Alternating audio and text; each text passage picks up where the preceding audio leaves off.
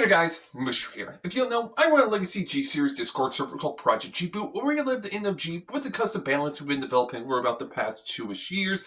It's not like in the final state or anything, and things get taken off, things get put on. It's just to kind of try to curve the power creep from energy slightly. Basically, all the best decks are still the best decks. It's just we've kind of tried to tone down their unfairness a little bit. A lot of it's kind of just limiting problematic cards down to like 1 or 2. Pretty much, it's still overall the same meta, but like more decks can basically compete now. But as we've been going through this, it has made me wonder basically what could have happened if G continued in the place of V, which is what I started the Vanguard G expansion project about a year ago to basically explore. But there was a fundamental problem with that exploration, is that I was trying to push the whole project into a nation-based system, which unfortunately with G's card pool was making things really hard to balance. Basically all the new stuff would be nation-based, so you'd basically deck with like in premium. But it turns out trying to make basically, let's see, I would need to make, 12 core sets. Let's see, like 10 or 11 core sets plus some side sets here and there, to kind of fill in gaps, could help push your release. So it's pretty much a full-on what-if project. But I got about 2. I was actually starting the 3rd main set. I actually already had like 2 extra boosters done, a few trial decks. But I was just really starting to run out of ways to kind of balance stuff, and it was becoming a bit of an issue.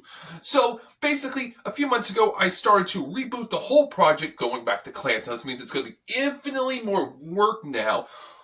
But I've definitely been having a lot more ideas, and I feel like I'm having a lot easier time balancing things for this reason. Now, this is kind of using our G ban list that we've created to kind of be the basis for this, so this isn't just straight adding onto the end of G. That end of G ban list is kind of what we are building off of. For the most part, that general power level that it introduces. But in this expansion, basically, I'm going to be adding in a bunch of new mechanics. In fact, I already got the first Fires collection that introduces all the new mechanics designed out. Of course, things still need to be balance tested, which is a big reason I'm making this video, as I am personally needing people to basically help me be a dev team for this fan project. And this is overall pretty much a recruitment video of the sort. So basically I have the first Fires collection, which is called Generation Collection, released to Generation Zone here, as well as the first 2 trial decks.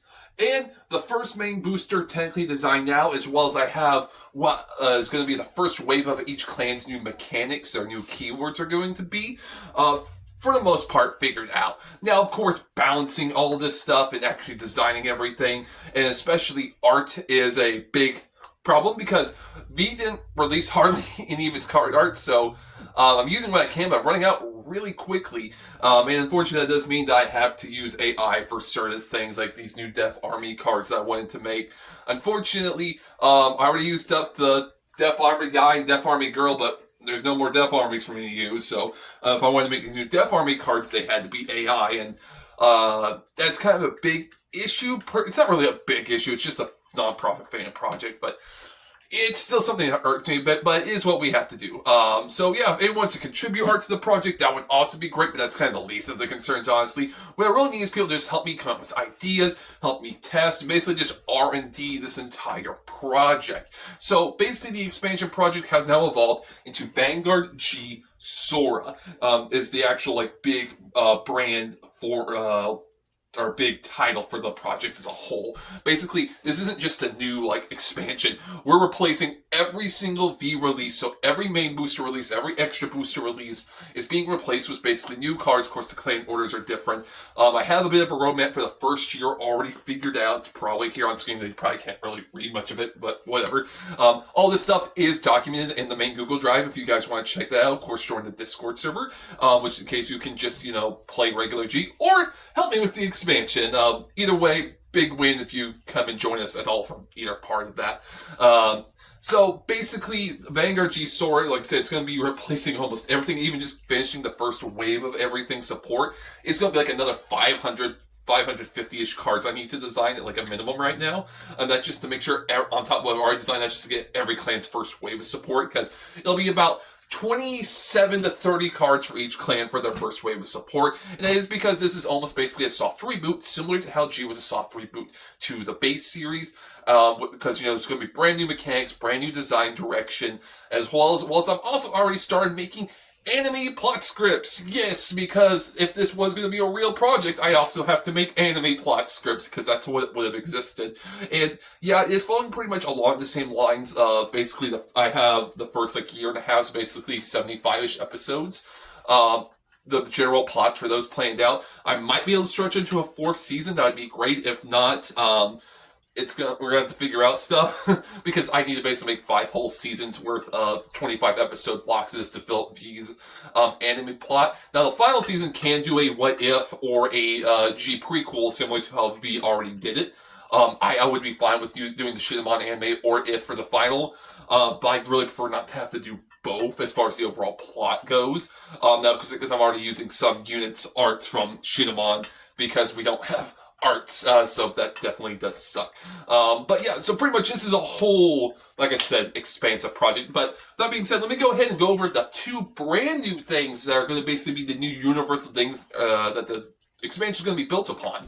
The first one is the actual big game changer, and the second one's like a pretty cool, neat addition, but not as impactful. Let's go over the very first brand new addition, that being cross-access G units. These are brand new G units with power that, instead of being placed on your Vanguard circle, are actually going to be placed on your rearguard circle. And how this works is that during your strike step, you may now play 1 G unit with power, by paying its release cost. So the general release cost for every single cross-axis G unit is a singular discard. This means that regardless of what happens, even if you can't strike even in your regular G-based decks, you can always include one or 2 of these in your G zone and always be able to play the game. Especially since whenever you strike or whenever you cross-access a card, you place into one of your front row rear guards, like I said, you create in front of it in the same column an access marker. The access marker is a very much a neutered Excel marker to the extreme, but basically everyone has it. So what it does is that whenever you acquire it, it treats itself as an additional front row rear guard circle in that column. So instead of being off in its own column like how Excel markers originally were, it will be actually treating that column, so column abilities can now scale. And then of course if both players have an access marker in the same column, then that's 6 rearguard circles in that column, which, certain abilities for certain clans may be able to take full use of that scaling to their advantage. Now, on top of that, you can not boost units on the access marker normally outside of abilities, and you cannot normal move units off and onto the access marker. So this is still kind of basically treated how the Excel marker worked, to where you can't normally boost or move things off it. It's just basically officially move the Excel marker into the rearguard column itself is basically what happened. But the big thing is that lets generation break include your units on your rearguard circle. What this means is that cards like Altmile here in his GB2, the moment you flip up something in your G zone for the ability of your cross-axis G unit, GB2 is live on your first grade 3 or first stride turn. So your GB2 grade 3 such as Altmile can end up getting his plus 5k to his whole front row, which will include the access marker because it is a front row rear guard circle, meaning that you can get a bunch of multi-attacks off with the typical Altmile grade 2 spam calling while powering up everything. And I just like using this as the base example because it is kind of the it's the easiest kind of to understand generic example of all of this. So yeah, that's pretty much, that's the big thing, of course. And now additionally, at the start of your turn, you do remove your axis markers from play that you have on your rearguard circle. And if you do somehow acquire Sigma 1 through an ability, you can only have one in both your left and the right. There's no way currently to for the first wave of stuff, but definitely for at least the end game, there'll be a few decks that'll be able to at least acquire an additional one. That's going to be a very special limiting thing. It's not going to be a common thing at all, but there'll at least be 1 or 2 decks that'll be able to do it in the end game of this story. And I do have the actual end game planned out. So we'll just have to see all that kind of really meshes together and goes, especially since I have the line of the new lore I've created, which is also supposed to kind of help set Overdress a little bit, as well as just kind of be epilogue to all of G while also doing a whole new adventure on top of it. It's all definitely a lot of work. I definitely need to finish getting all this typed out. That's definitely one of my worst flaws, besides just not being able to look in the camera straight half the times. I kind of just go off into La La Land actually writing stuff down, which is why I never have a script here.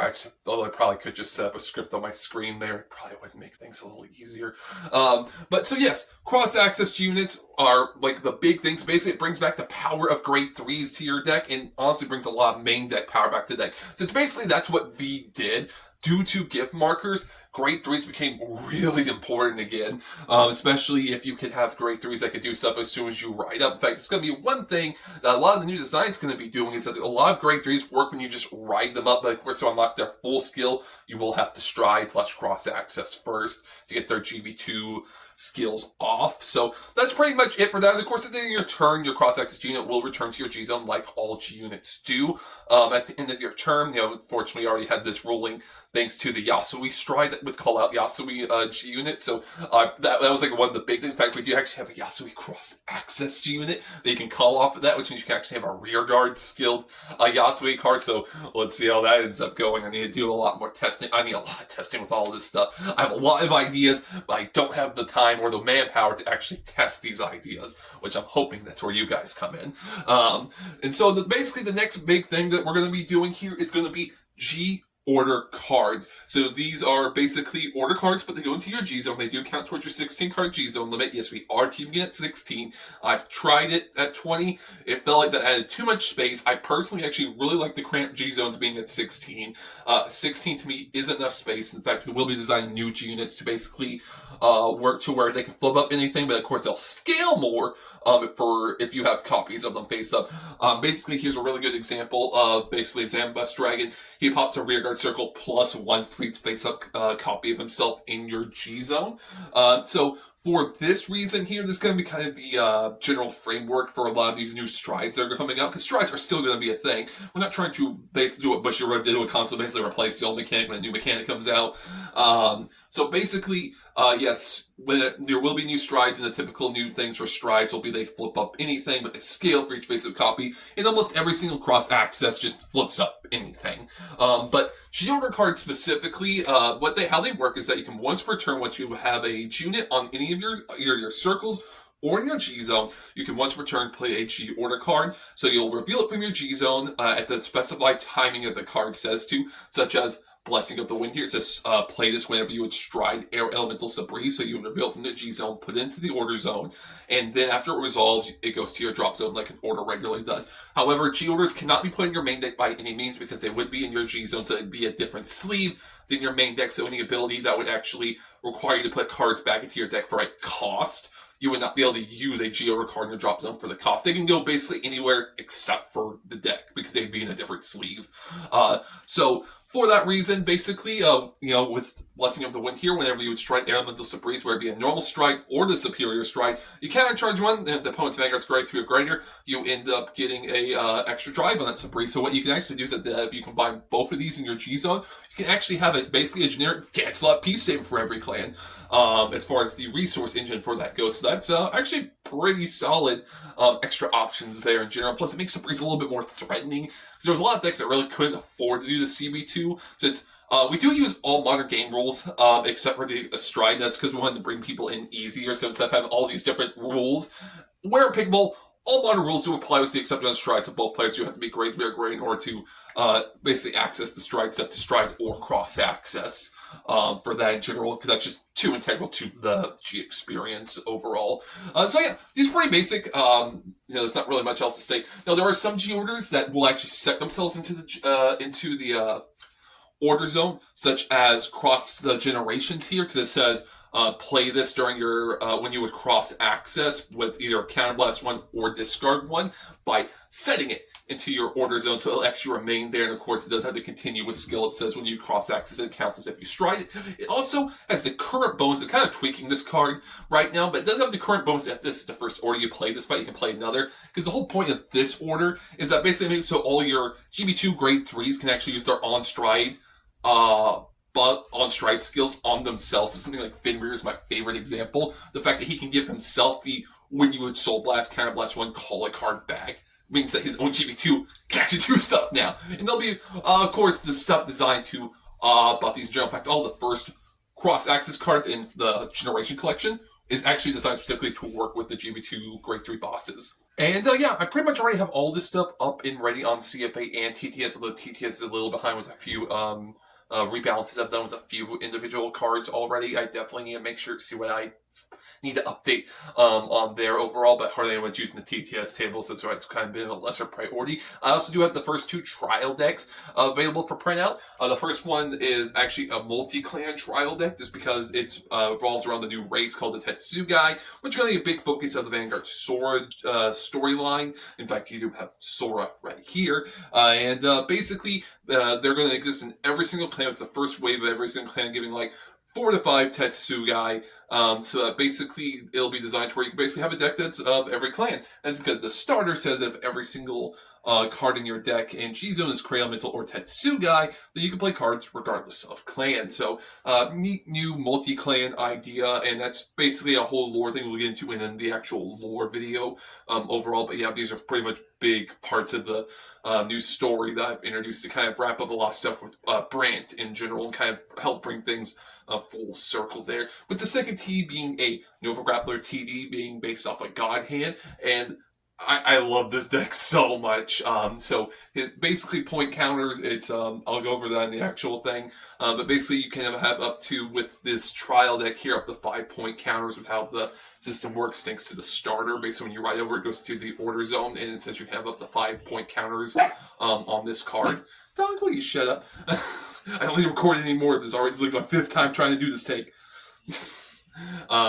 So basically, yeah, so you can have point counters, and God Hand GB2 gives 2k to your whole front row for each point counter, as well as the starter does say every time your unit's attack hits, if you have a grade 3 or greater Vanguard, you get a point counter. So it kind of becomes like every single hit, if you have less than 5 point counters, comes in on hit plus 2k to the front row. This figure's already done so much restanding. I figured having God Hand focus on combat and just front row scaling would definitely be a big, nice differentiating himself from Victor as a whole, because the whole just restand guys was multiple times really big, so already kind of done a little to death. Plus, Godhand was already a front load card in V, so having him be that again, but in a new context within G, pretty cool. Been really having a lot of fun this day. But these 2 trial decks are also have their printouts ready on the Google Drive link.